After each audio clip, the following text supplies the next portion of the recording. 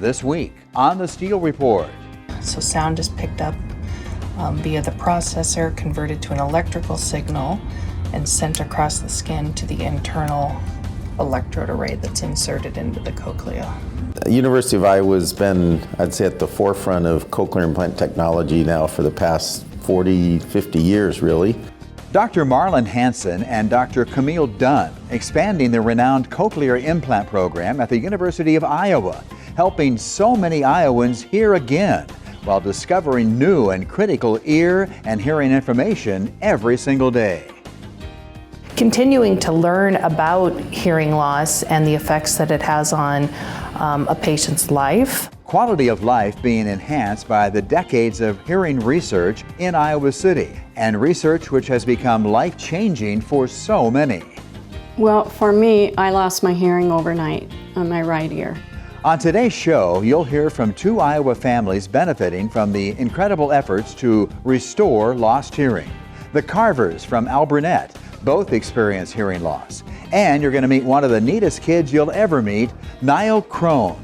Born totally deaf, Niall is hearing sound for the first time through his cochlear hearing device. And the amazing help Niall receives from his Iowa City Hoover Elementary School, where there's hope that Niall will someday be able to tell his own story. And our program begins right now. Now from KWWL, this is the Steel Report. And welcome to this week's edition of the Steel Report. I think it's safe to say, perhaps without question, that most of us take our hearing for granted. But did you know every year some 66,000 people across the country report a sudden loss of their hearing overnight, in some cases for no apparent reason. Others will lose their hearing over time. And unfortunately, there are some born without any hearing. But thanks to the Cochlear Implant program at University of Iowa Healthcare in Iowa City, patients of all ages are hearing once again. The University of Iowa has been, I'd say, at the forefront of cochlear implant technology now for the past 40, 50 years, really. A lot of the new developments that have come out, even the ones that are yet to make it into the market that are being first tested in humans, we get to do a lot of that here. I think this program is unique because we've always tried to understand how we can help people hear better. And we knew early on that cochlear implants had a possibility to do that. Dr. Gantz, he was the first person to bring it to the University of Iowa.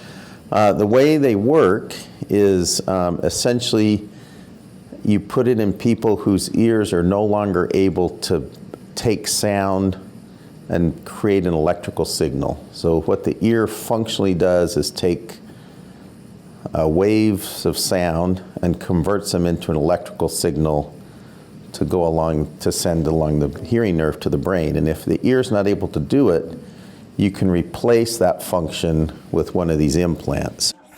A cochlear implant has two components. The external electronic device fits behind the ear, as you can see here on 7-year-old Niall Crone, whom you're going to meet later in this program, and you'll learn all about Niall's very unique situation. This external device Niall wears has a microphone, a speech processor, and a transmitter.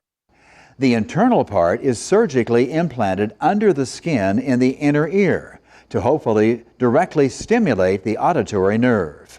There is a device implanted into the patient. It sits on the side of their head, so it would sit kind of back up here like this, and then we open up a bit of a hollow piece of the skull behind the ear, and that gives us access to the inner ear, and we can then thread the part that goes into the inner ear in through there.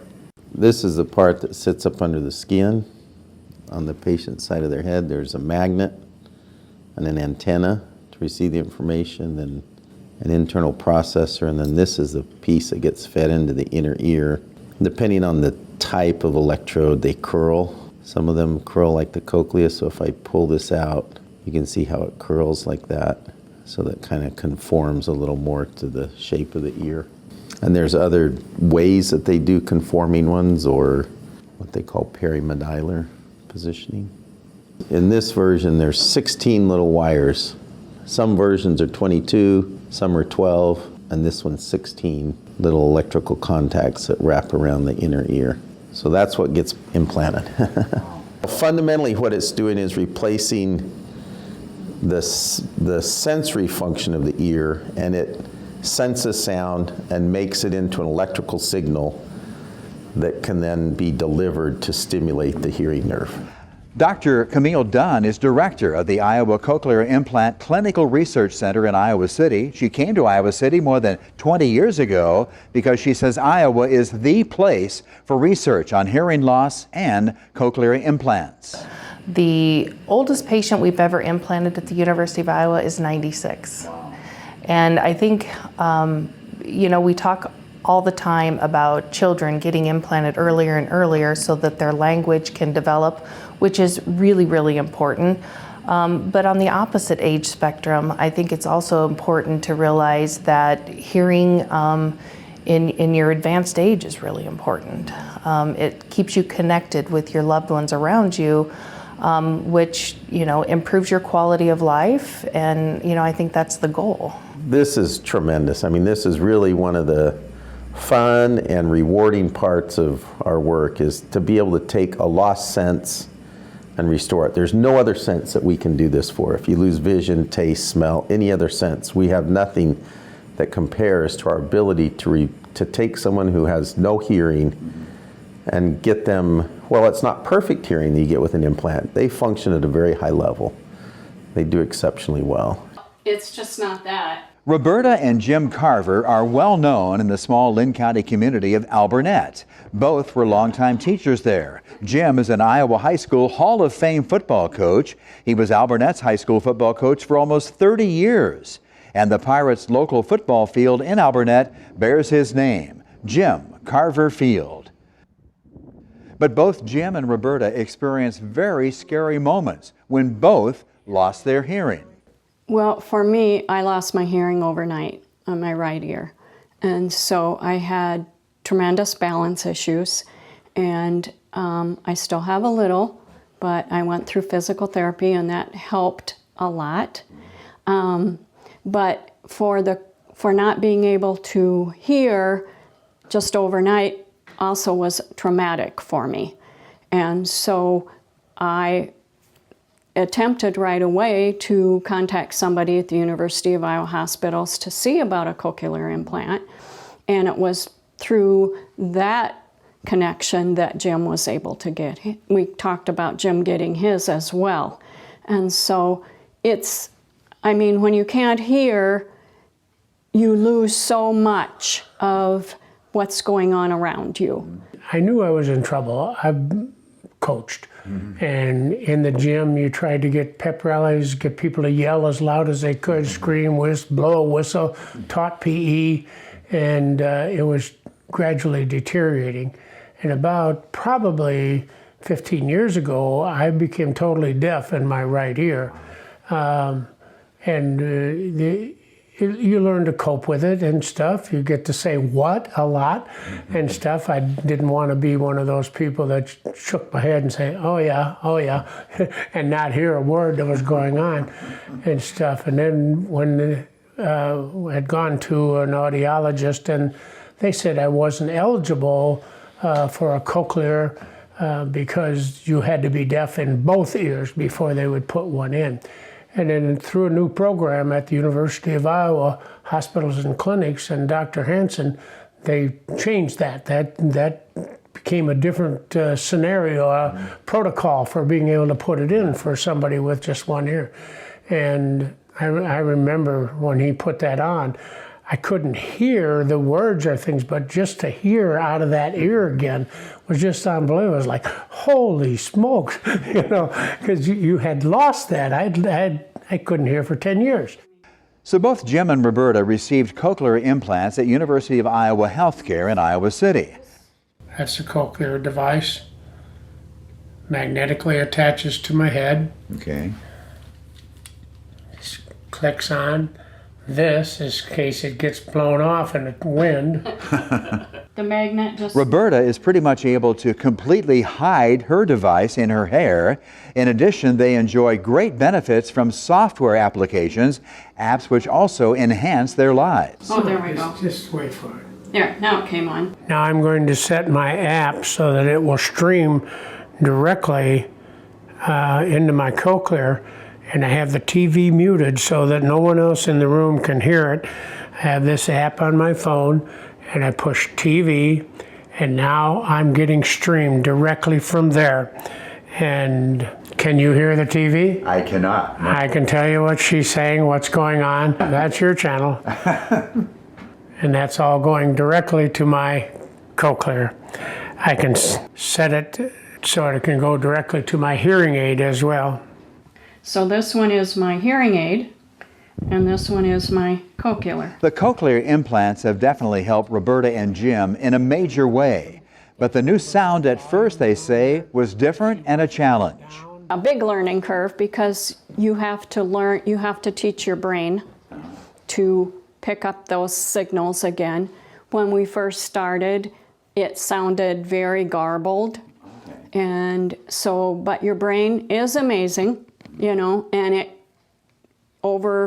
through those apps that I shared with you, the Heroes and Bring Back the Beat, those types of apps, you do, it's called learning therapy.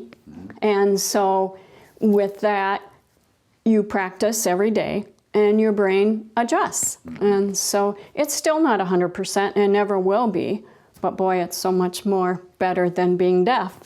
Truly a blessing for me. I'd get along very well, one-on-one, talking face-to-face with somebody. You know, I don't miss very many words. I still have issues in large groups and large crowds and stuff. Seems like the cochlear kind of gets connected, maybe somebody talking back there, and that's what it's picking up, and I can't hear the person right in front of me. But we work with it, gotten better, do a lot of drills and stuff, do this online streaming through the TV, and that makes you focus so that it's all in the cochlear and gets better. Jim and Roberta also have high praise for Doctors Hansen and Dunn at University of Iowa Healthcare. Well, right away, they were both in on my initial meeting and have been very helpful all along.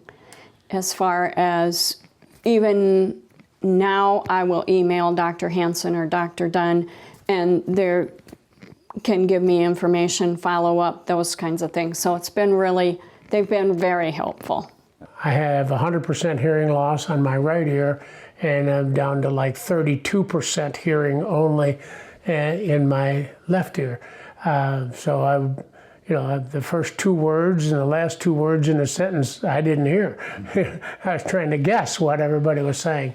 And now I'm up to 87% with both ears connected, and that's a huge asset. It's been wonderful for me to have that back. I really wanted to make sure that patients understood the role they play in expansion of cochlear implant candidacy, the role they play in how we have gotten to the point we are. It's through our research, really, that allows us to continue to advance what we do every day. And I think that's really important. What do you want to say? When we come back, you're going to meet Niall, an amazing 7-year-old from Iowa City, born deaf, but now hearing sounds thanks to his cochlear implant. We'll have Niall's story and how his school in Iowa City plays such a huge role in Niall's development. That's coming up next.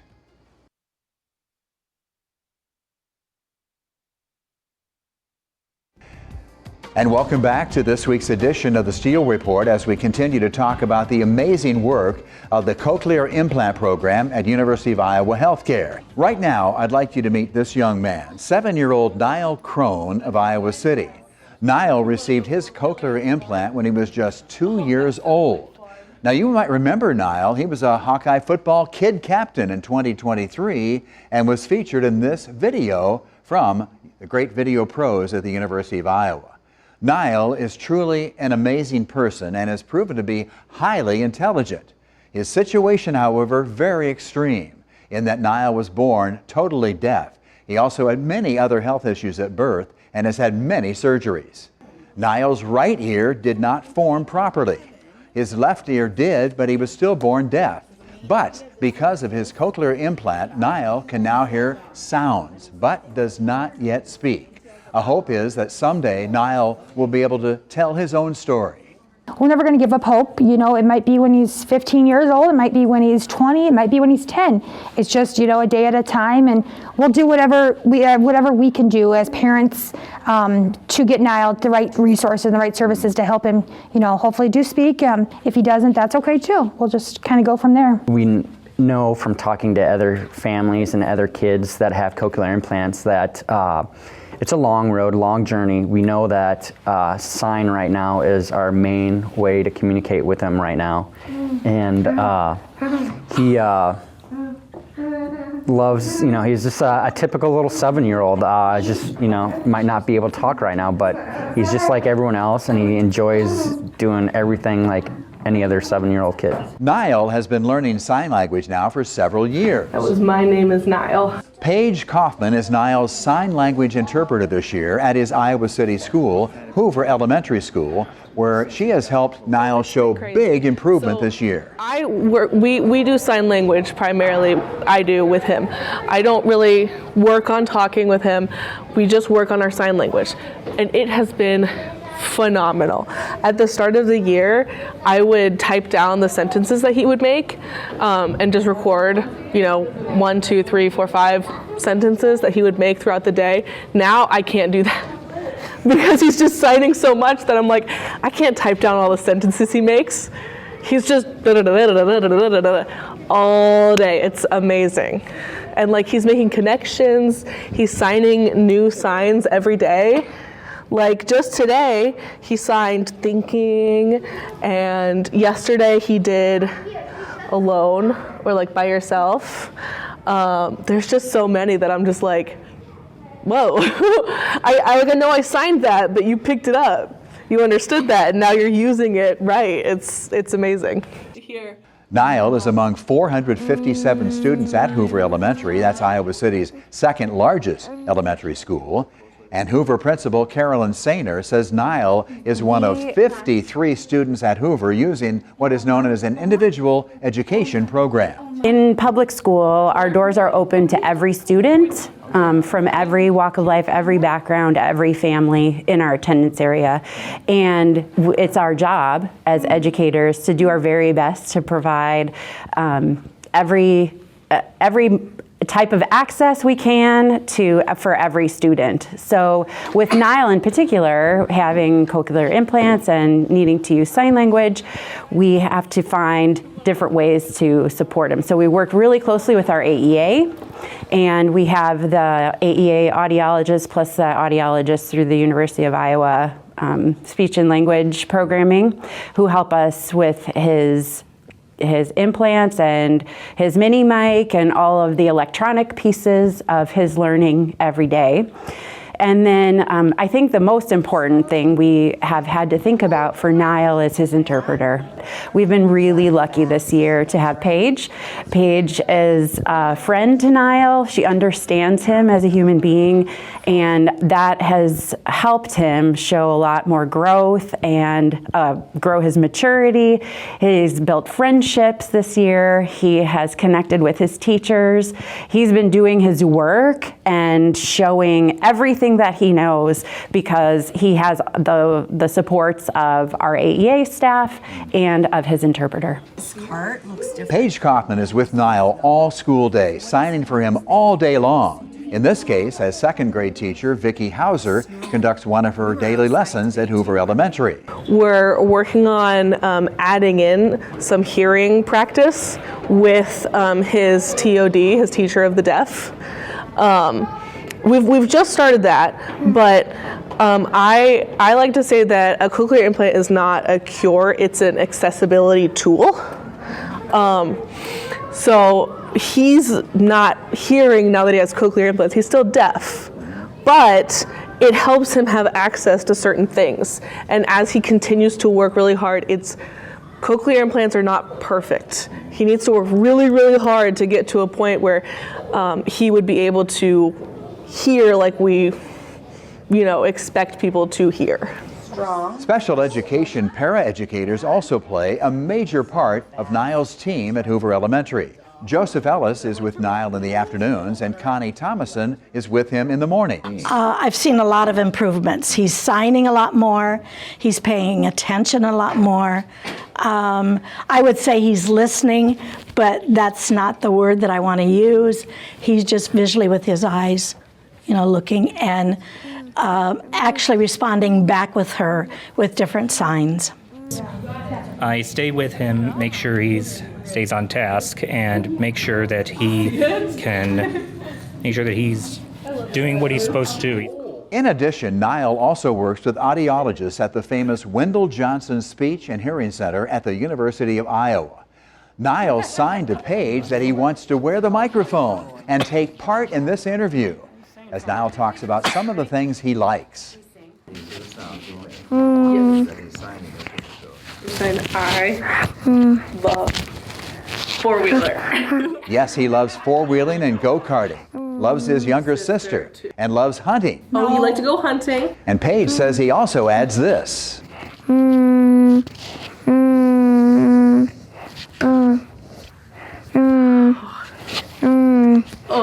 sweetie, I love you. Niall, you just made my day. Thank you. It's been and will continue to be quite a journey for the entire Crone family. It is extremely hard or frustrating when you're trying to communicate with your son and he's deaf, and I might not know all the right signs to communicate with him.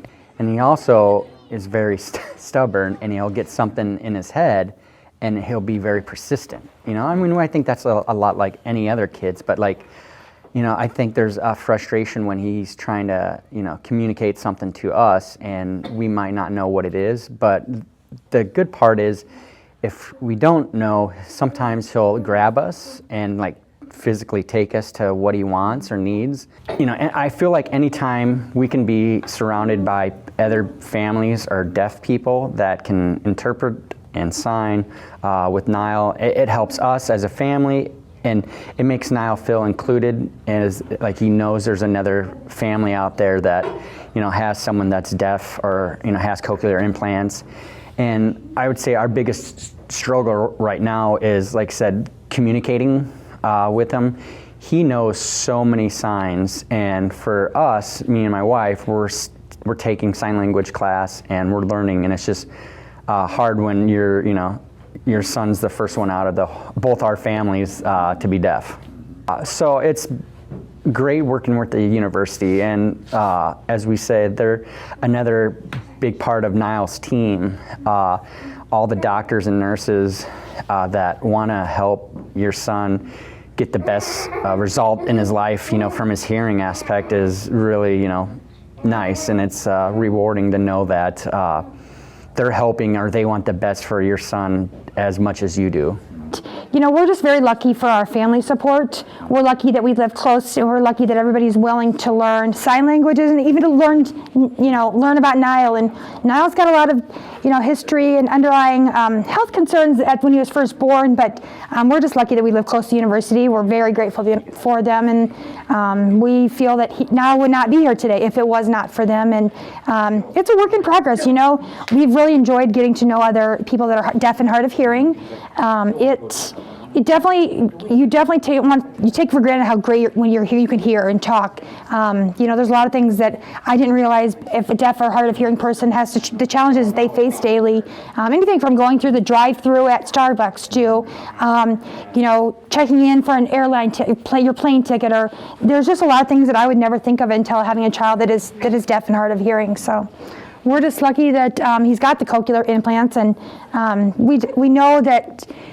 We know he's hearing. It's just a matter of how much he's comprehending, and it'll be a work in progress for years to come. So we're just lucky that he has the cochlears. By the way, if you would like to find out if a cochlear implant is right for you, or if you or someone you know is eligible for a cochlear implant, just call this number on your screen right now, 319-356-2201, to find out more. We'll be wrapping things up for this week in just a moment.